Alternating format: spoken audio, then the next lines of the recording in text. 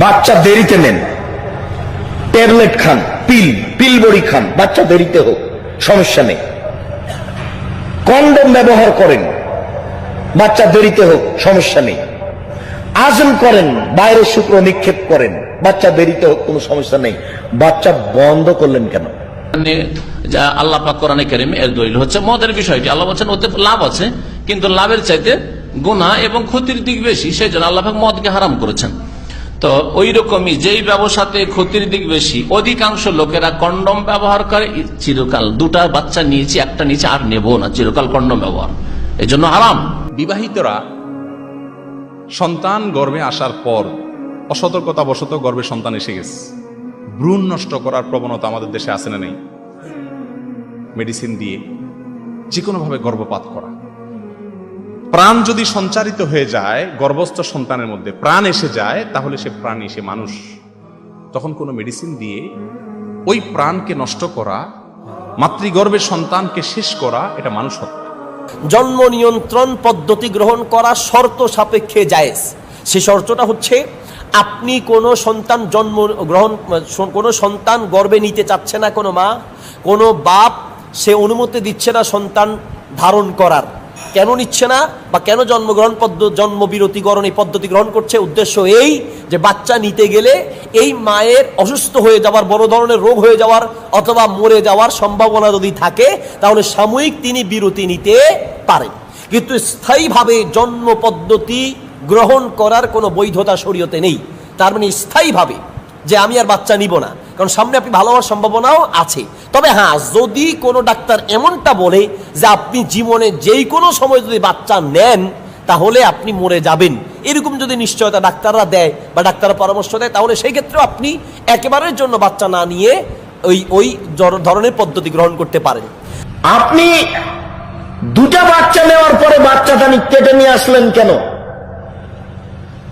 আপনি নিজের নির্বীর্য হয়ে গেলেন কেন? বাচ্চা দেরিতে হোক, কিন্তু আপনি বাচ্চা বন্ধ করলেন কেন? এই ছেলে, তোমার মা এখানে বসে আছে, তোমার মাকে জিজ্ঞাসা করলে কয়টা বাচ্চা? বলছে দুইটা বাচ্চা। তোমার মা তাহাজ্জুদ পড়ে। তোমার মা পৃথিবীতে দ্বিতীয় মহাপাপী। এক নম্বর মহাপাপী যে শিরক করে, দুই নম্বর মহাপাপী যে বাচ্চা নষ্ট করে খাদ্যের ভয়ে। অধিকাংশ লোক ব্যবহার করে এই উদ্দেশ্যে কন্ডম যে বেশি বাচ্চা হলে খাওয়াইতে পারবো না, তার নিজেই রাজ্জাক, ও আব্দুর রাজ্জাক না, ও নিজেই রিজিক রব আল্লাহ হয়ে গেছে সে। হ্যাঁ, সেই জন্য তার আকীদার সংশোধনের প্রয়োজন রয়েছে, এই জন্য জায়েজ নাই। এটা কি মানুষত্ব? এটাকে কি সাধারণ মানুষ আমরা মানুষত্ব মনে করি? রাস্তায় একজন মানুষকে খুন করে আসলে আমরা মনে করি ওরে আল্লাহ কত খারাপ মানুষ। কিন্তু মেডিসিন দিয়ে মাতৃগর্ভের সন্তান নষ্ট করা হচ্ছে অহরহ, হাজার হাজার লক্ষ লক্ষ। বাচ্চা না নেয়ার জন্য জন্ম নিয়ন্ত্রণের কোন পদ্ধতি গ্রহণ করা বৈধ? বিভিন্ন পদ্ধতি আছে। কেউ ওষুধ খায়, কেউ ইঞ্জেকশন দেয়, কেউ বা গাছের বিভিন্ন একটা মেডিসিন আছে যেটা চামড়ার ভিতরে ঢুকায়, এই পদ্ধতি। আবার কেউ আছে আপনার যদি একটু বেয়াদবিমূলক কথা, যদি একটু অন্যরকম কথা, কিন্তু যেহেতু এটা জানা দরকার, ইসলাম জানার ক্ষেত্রে লজ্জা পেলে হবে না, আমাদেরকে তো খুলে বলতে হবে। আরেকটা পদ্ধতি কন্ডম ইউজ করা। এই সবগুলো পদ্ধতির মধ্য থেকে সবচেয়ে বেশি হাদিসের সাথে সামঞ্জস্যতা পাওয়া যায় ইউজ করার ব্যাপারে। কন্ডম ইউজ করলে আপনি যদি বাচ্চা নিতে না চান, তাহলে আপনার বীর্যটা মূলত বাহিরে পড়ছে। সাহাবীদের যুগে সাহাবীরা আজল করতেন। আজল মানে সহবাস করতো, কিন্তু বীর্যটাকে বাহিরে ফেলতো, তাতে করে আর বাচ্চা হতো না। তারা কারণবশত এইভাবে আজল করার ব্যাপারে কিছু কিছু রেওয়ায়েত পাওয়া যায়। ছেলে কম নিলে ইহকালে লস, ছেলে কম নিলে পরকালে লস।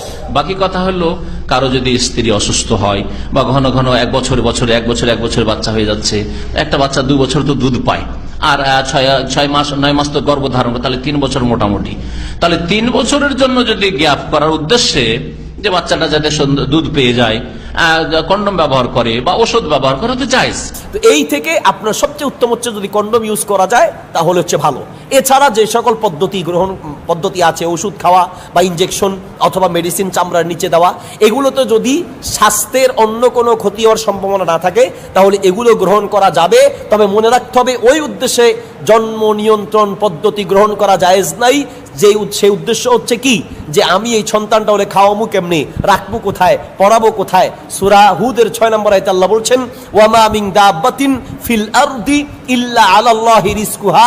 এই পৃথিবীতে প্রত্যেকটা প্রাণী সৃষ্টি হলে এই প্রাণীকে রিজিক দেওয়ার দায়িত্ব একমাত্র কার? আল্লাহ সুবহানাহু ওয়া তাআলার দায়িত্ব। কাজে আপনার সন্তান হবে, ওই সন্তানের রিজিক সে নিয়ে আসবে, তাকে আপনার রিজিক দিতে হবে না। পৃথিবীর কোনো মানুষকে রিজিক দিতে পারে না। পৃথিবীতে মানুষ পারবে, রিজিক আল্লাহ দিবেন। সূরা তালাকের 3 নম্বর আয়াতে আল্লাহ বলছেন, ওয়ায়ারযুকুহু মিন হাইসু লা ইয়াহতাসিব। আল্লাহ বান্দা পৃথিবীতে সৃষ্টি হলে ওই বান্দাকে আল্লাহ এমন জায়গা থেকে রিজিক দিবেন বান্দা কল্পনাও করতে পারবে না। রিজিকের ভয়ে না যে খাওয়াইতে পারবেন এই ভয়ে নয়। আর বাচ্চা বাস লিমিটেড, হ্যাঁ, আর বেশি নেব না, দুটোর বেশি পরিকল্পনা আছে, দুটো তিনটার বেশি নেব না, না, এরকম জায়েজ নাই। মাতৃগর্ভে কোনো মানুষ, কোন ভ্রূণের মধ্যে যখন, শিশুর মধ্যে যখন প্রাণ সঞ্চারিত হয়ে যায়, তার ভিতরে যখন হার্টবিট এসে যায়, কোনো মেডিসিন দিয়ে সেটাকে নষ্ট করা, গর্ভপাত করা, হাসপাতালে নিয়ে ডিএনসিসি বা অন্যান্য যে সমস্ত প্রক্রিয়া আছে এগুলোর মাধ্যমে সেটা নষ্ট করা, এটা কি মানবতাবাদী মানুষের কাজ? অথচ এই কাজগুলোর সপক্ষে তথাকথিত মানবতাবাদীদেরকে দেখবেন অবস্থান নিতে, তারা এগুলোর বিরুদ্ধে বলে। বাচ্চাকে খাওয়াতে পারবো না এই কথা চিন্তা করে বাচ্চা না নেয়ার পদ্ধতি গ্রহণ করার বৈধতা ইসলামে সামান্যতম নেই। স্ত্রী অসুস্থ হয়ে যেতে পারে, বাচ্চা ক্ষতিগ্রস্ত হতে পারে। আপনি যদি বাচ্চা নিতে যান, ডাক্তার বলবে যে আপনার বাচ্চাটা বিকলাঙ্গ হতে পারে, আপনার বাচ্চার সমস্যা হতে পারে। এই জন্য আপনি যদি একটু বিরতি নিতে চান, বিরতি নেওয়া জায়েজ আছে। আজকালকার এক শ্রেণীর মানুষ বলে বাচ্চার মায়ের স্বাস্থ্য ভালো নয়, সুতরাং 7 বছর 8 বছর হয়ে যাচ্ছে বাচ্চা নিচ্ছে না। এটা না, এটা যুক্তিসঙ্গত নয়। যেমনটা বললাম যে খুব বেশি হলে 2.5 বছর 3 বছর, 2.5 বছর 3 বছর পর বাচ্চা হলে কোনো অসুবিধা নেই। কারণ 2 বছর বাচ্চার দুধের হক, দুধ পেয়ে গেছে, আর গর্ভধারণের সময় হচ্ছে 6 মাস বা 8 মাস বা 9 মাস, তাও পেয়ে গেছে। 3 বছর গ্যাপ দেওয়া যথেষ্ট। এর বেশি গ্যাপ দিয়ে কন্ডম ব্যবহার করা জায়েজ না। জি, আপনি যদি জন্ম নিয়ন্ত্রণ করতে চান, বেশিরভাগ উলামা একরাম সারা বিশ্বে মত দিয়েছেন, যদি খাবার কি খাওয়াবেন এই চিন্তা থেকে আপনি জন্ম নিয়ন্ত্রণ না করে, কোনো অসুবিধা আছে, আপনার স্ত্রী এখন অসুস্থ, এমন কোন জায়গায় আছেন এখন আরেকটা বাচ্চা হলে অসুবিধা হবে, বা একটা বাচ্চা আছে আরেকটা বাচ্চা হলে মায়ের দুধ পেতে কষ্ট হবে, মা লালন পালন করতে কষ্ট হবে, এখানে রাখার লোক নাই, এরকম কোন যৌক্তিক কারণে আপনি সন্তান এখন নিচ্ছেন না, বিরতি দিচ্ছেন, যে কোনো ভাবে বৈধ উপায়ে 1 বছর 2 বছর 5 বছর এমনকি 10 বছর আপনি বিরতি দিচ্ছেন, এরকম জন্ম নিয়ন্ত্রণ ইসলামে জায়েজ। স্থায়ীভাবে লাইগেশন সহ যে সমস্ত পদ্ধতি সেগুলো হারাম।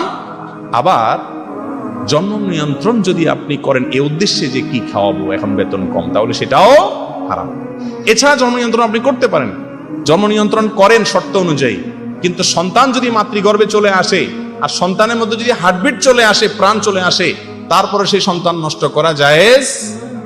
এটা মানুষ হত্যার শামিল। আল্লাহ তাআলা আমাদেরকে বেঁচে থাকার তৌফিক দান করুন।